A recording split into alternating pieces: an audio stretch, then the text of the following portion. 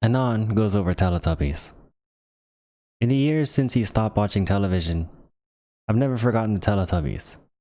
Something there hung with me, a foreboding. Something that the digitally enhanced colors, litty childlike music and fluffy, impish dancing couldn't wipe away. Something dark, darker than most expect. And no, I'm not haunted by the alleged liberal agenda of the show. I don't care that a bunch of right-wing folks feel threatened by some puffy, dancing TV people.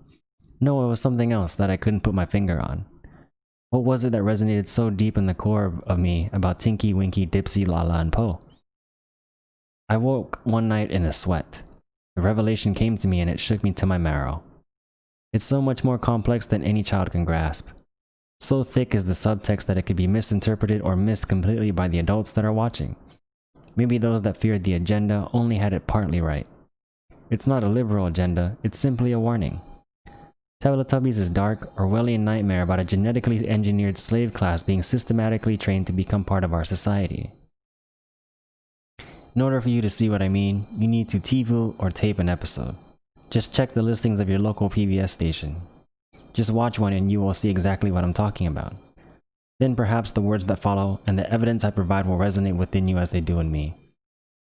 While no backstory has ever been provided on the show about where the Tubbies or even where they came from, one thing is clear. They are not in control of their own destiny. Three things control their day-to-day lives. First, there is the voice, a tinny female voice that tells them when to eat, when to sleep, and when to say goodbye.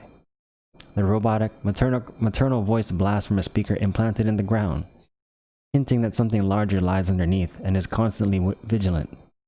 The second is Nunu, a harmless-looking anthropomorphic vacuum cleaner who wanders after them, cleaning up their messes and passively scolding them for bad decisions.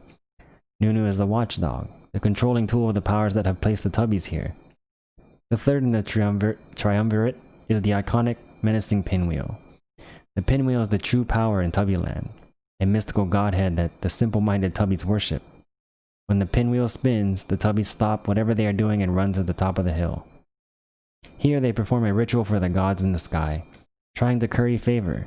They gestate and roll around like puppies having their bellies rubbed, trying to win the ultimate prize. And only one is favored. Only one can be chosen.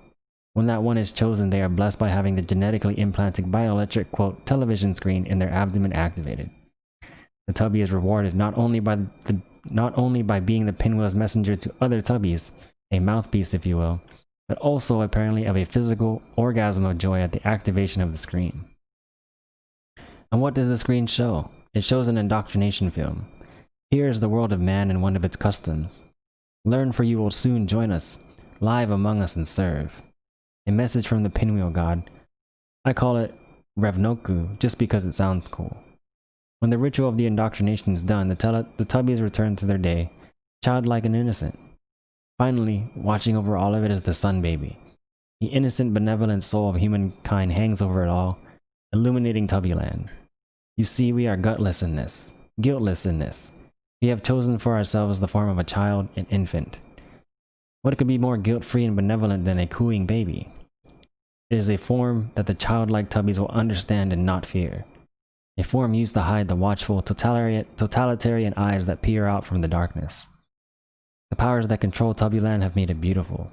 Green and colorful, temperature controlled. I have not yet determined if it is an island or another planet. I lean toward planet because their underground bunker they live in seems to resemble some sort of buried spacecraft. Wherever they are cut off from the outside influence. Anyone who has ever watched The Prisoner can make the connection quickly.